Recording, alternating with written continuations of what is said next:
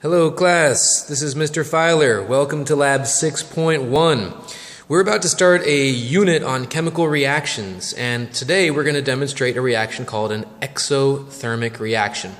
First, I want to introduce you to some of the materials.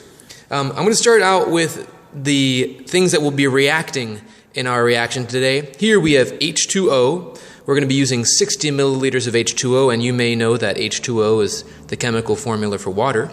What you might not know is that the chemical formula H2O2 is a chemical formula for hydrogen peroxide. That's the stuff that you sometimes put on cuts if you want to avoid getting an infection. And what we're going to combine with each of these liquids is this powder here. And this powder is yeast. This is the stuff that you would use if you were baking bread. Okay, so at the grocery store it kind of looks like this, and that's exactly what we're using. And the question we kind of want to answer is, what happens when these liquids react with yeast? Okay, in the experiment you're going to get actually 2 of these, which have approximately 4 milliliters of yeast, and you're going to get a certain amount of each of those, at least 60 milliliters of those. Okay, during the reaction we want to see a couple different things, because we can observe as a result of this reaction that the temperature could change. Okay, so one thing we're going to see as our dependent variable is the change in temperature. And of course we're going to use our temperature probe. As you can see, our temperature right now is room temperature around 23.4, and we want to see if that either gets higher or lower. Another thing we're going to see as a result is the presence of oxygen. So we're actually going to be testing for 2 different dependent variables. One feature of oxygen, as you may have learned from the presentations, is oxygen is flammable. It is necessary to have oxygen in order for a flame to appear.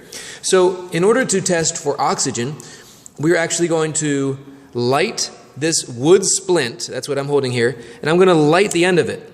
Okay, so right now I'm starting a fire, and I'm actually going to do is I'm going to let it burn for a second, and I'm going to blow it out.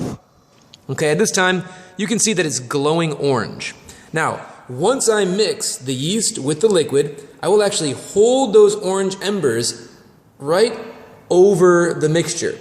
And if the mixture is producing oxygen, we would expect those orange embers to turn back into flames. Okay? So, those are the 2 variables that we're going to test for.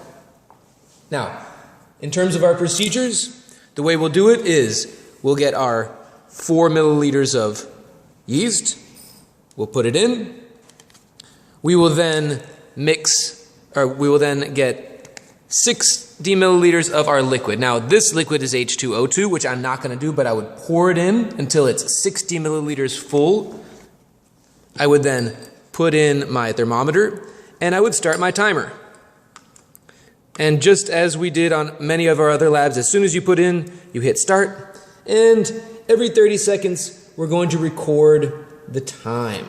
Okay? And as time goes on, we're going to see whether that temperature goes up or down, or if the temperature stays pretty much the same. Okay?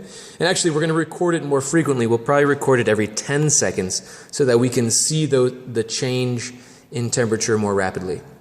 All right.